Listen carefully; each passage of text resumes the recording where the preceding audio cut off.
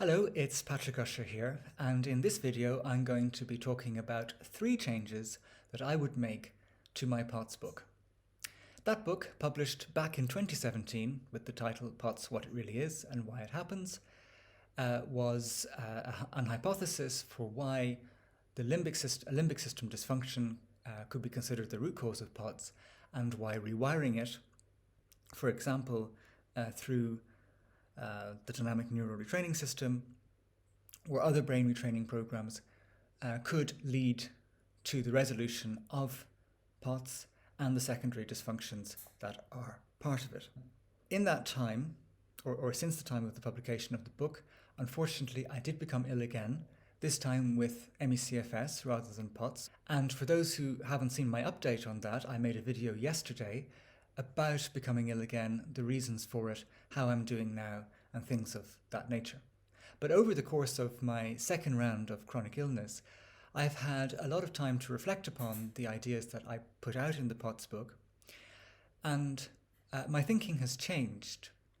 I don't agree with everything that I wrote in that book anymore. I still agree with the general argument. I still think it's valuable. And so I wanted to create this video in order to update people on how my thinking has changed. Now, I have grappled with this, over the last few years, thinking about how best to approach the changes in my thinking. And what I did was I wrote out the main changes that I would make to the book. I put them on the book's website, whatpotsreallyis.net, and I linked that to the Amazon page, so it's right at the top of the book description. And therefore I know that people can go and read the changes that I would make now before they buy the book, so that if they're buying it, they can actually know the modifications that I would make while they're reading. And so I feel that therefore I'm still fully presenting my current thinking. Okay, so there are, as I say, 3 changes that I would make. The first one relates to the idea of, I suppose you could say, if you address the root cause, all else will likely follow. So previously in the book and on this channel, I made the argument that if you can rewire the brain, if you can address the maladaptive limbic system, or however you want to describe that part of it, that all the other secondary dysfunctions should resolve.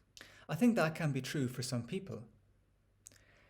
And I do think that, whether or not that is true, it's important to be doing some kind of brain retraining, because I would still say that the root cause of these sorts of illnesses is in a maladaptive stress response. However, I've come to appreciate much more strongly that the secondary dysfunctions that can develop in illnesses like POTS and ME-CFS, even though they may not be the cause, can become so strong and embedded and influence the symptoms to such an extent that even if someone is brain retraining, the secondary dysfunctions may be too stubborn to shift. In some cases, at least. For example, some people have very profound reductions in blood volume. That might be quite hard to shift without medical treatment. Maybe medical treatment for a period and then tapering off later. But it creates such a physiological burden that someone really might need help with that. Microclotting as well, these kind of little clots that exist in the blood, particularly in ME-CFS and long COVID, but of course in POTS as well, could also become quite extensive, that perhaps medical treatment might be important to move forward.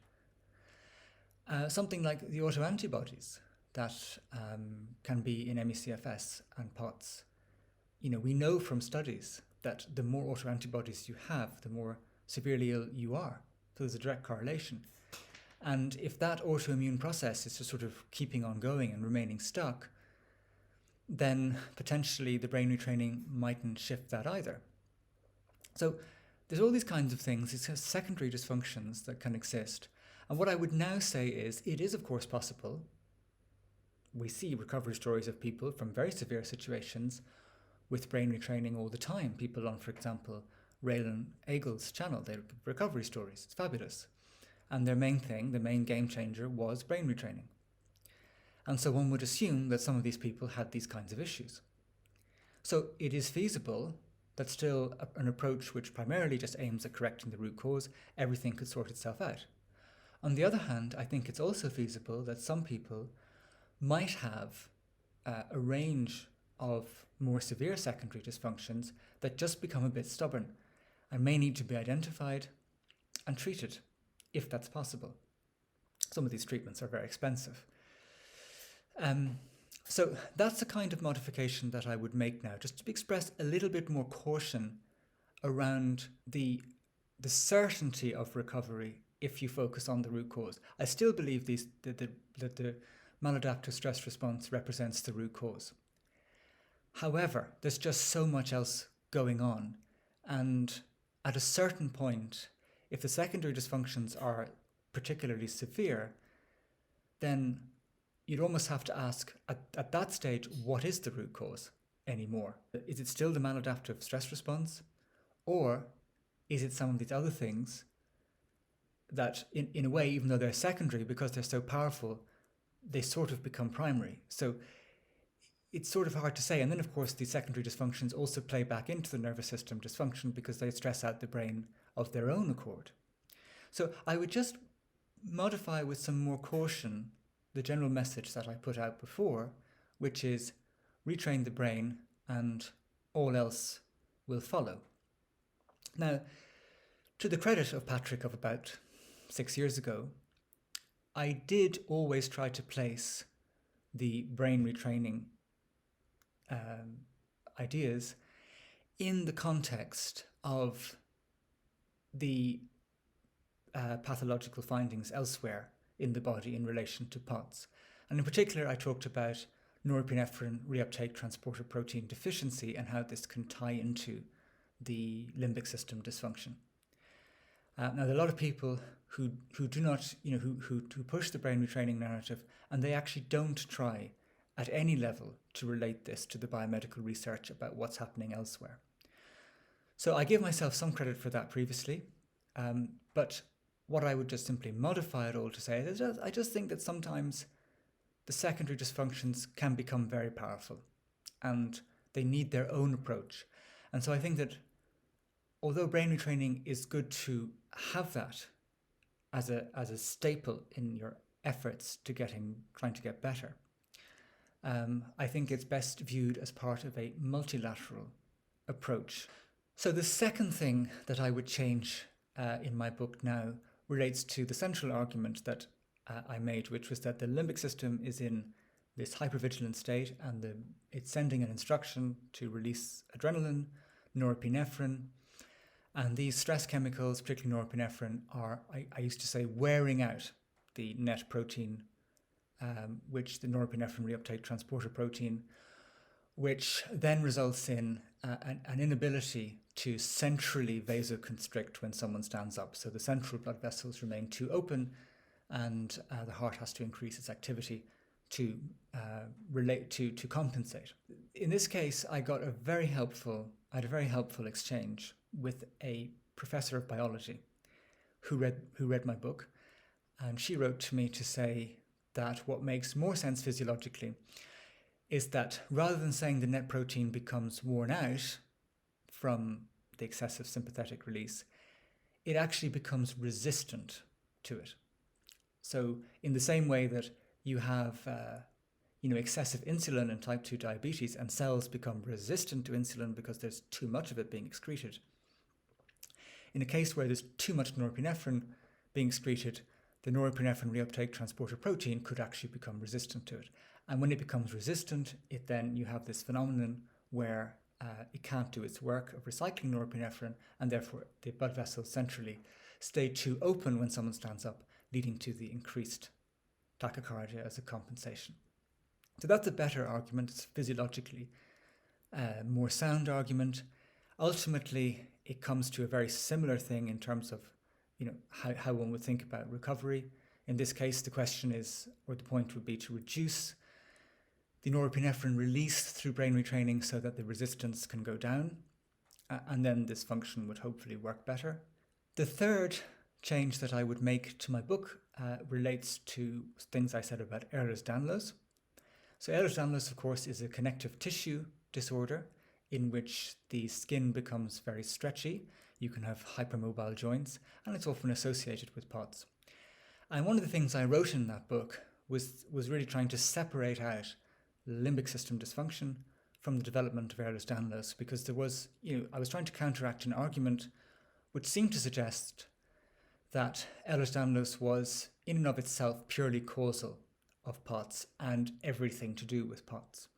Whereas what I was trying to say was it's highly like not everyone with EDS has POTS. It's quite likely that there is there's some other factor that really is the root, and that is more likely to be the limbic system in dysregulation. And I would still largely agree with what I said there, but what I do think is it is quite clear there is a particular link between illnesses like Ehlers-Danlos and POTS and related conditions. For some reason, there is a common co-occurrence. And furthermore than that, there are ways in which Ehlers-Danlos, even if someone doesn't have POTS, can contribute to orthostatic intolerance, because when you have stretchy skin, your blood vessels are not supported better in a normal way, and so the blood flow when you're orthostatic is not ideal. It's not optimal. And so what I would say at this point is, if someone does have Ehlers-Danlos, it's likely that they could still, in principle, recover from everything else except the Ehlers-Danlos. This seems to be, to the best of our current knowledge, what I think it's reasonable to say, because it is not generally considered feasible to recover from Ehlers-Danlos as a genetic condition. So someone might recover from all the other aspects of POTS, all the other aspects of ME-CFS, but they may still have stretchy skin and some degree of stress on the cardiovascular autonomic system because the blood vessels are not supported in an ideal way. So those are the three changes that I would make to my book now. I otherwise generally agree with what's written in the book. I think it provides a helpful framework. I just think it's really important to understand it with these modifications in mind. At some point, I would hope to maybe write a second edition, but there's only so many things you can do in life. I do still think it's valuable, the ideas that are in it that I'm putting out there. I think it's really important that people are aware of neuroplasticity approaches, of the idea of a maladaptive stress response. It just needs to be placed in a larger context. And my theme for this channel going forward is indeed to really consider these illnesses in the big picture, in the round. How does brain retraining fit in when you also have, countless other things going on? How do we treat the countless other things? How do we move forward in a multilateral way that really tries to address these kinds of illnesses from all sorts of directions? So that's this video. Tomorrow I'm going to be talking about related topics really, which reflect my change in thinking, and that is the mistake really of suggesting that these sorts of illnesses are only a hypersensitive nervous system issue. So I hope you enjoyed this video. Please do leave your thoughts down below. I look forward to engaging with you, and look forward to the next one.